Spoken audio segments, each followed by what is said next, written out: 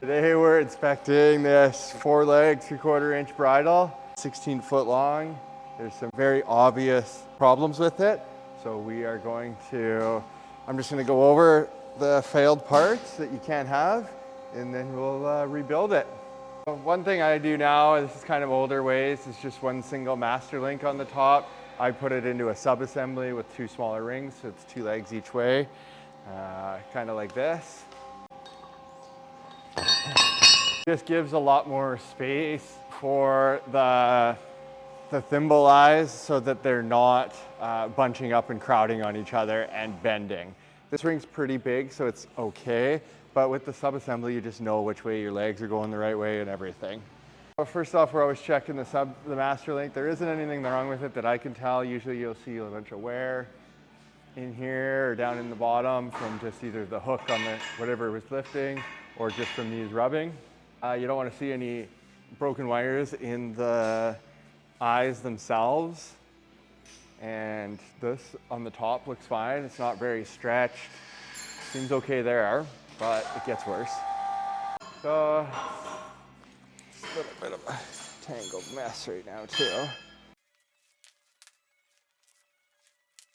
Go up on it. There's some pretty good bends on it. Like, it just wasn't.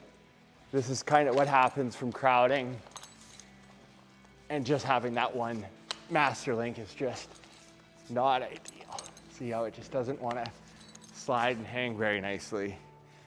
And then it causes all this because the guys don't let it hang. They don't let it hang nice before they start pulling weight on it, and then it'll kind of wrap around things and bend. Also got some pretty bent wire here. Looks like it was hit pretty hard, maybe under load or over twisted. There's a few of those kind of marks.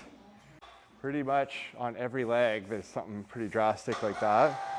The other thing that people tend to do, especially with these longer bridles, instead of going and getting the right one, is they'll just basket something, which a basket's okay if it's around something round, but over something square like this, it's created these permanent bends in it, there and there, which doesn't necessarily break it the first time, but having a bend like that and then pulling it straight, bending it and pulling it straight can weaken the wires and make it snap. And it could happen to the core where you can't see it. So you can see all 4 of them got done like that. So just things you're just not supposed to do with the wire rope bridle.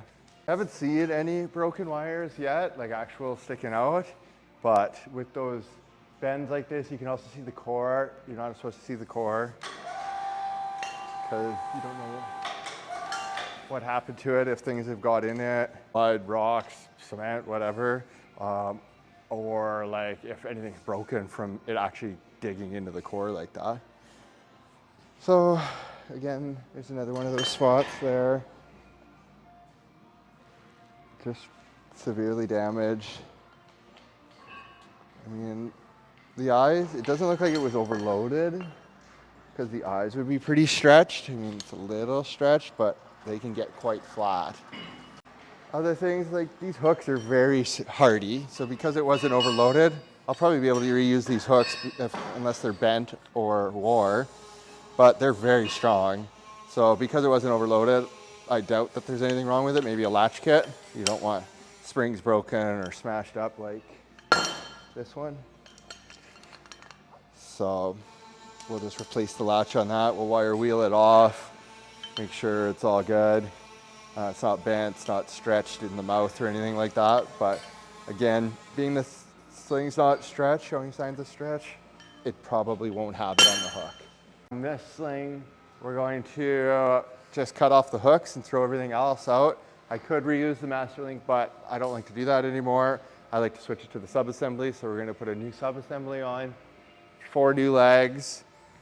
We'll reuse the hooks if they're good and they pass, which I think they will, and maybe just repair the latch kits that need to be repaired. And then we'll pull test it and tag it and certify it and send it back out to the customer.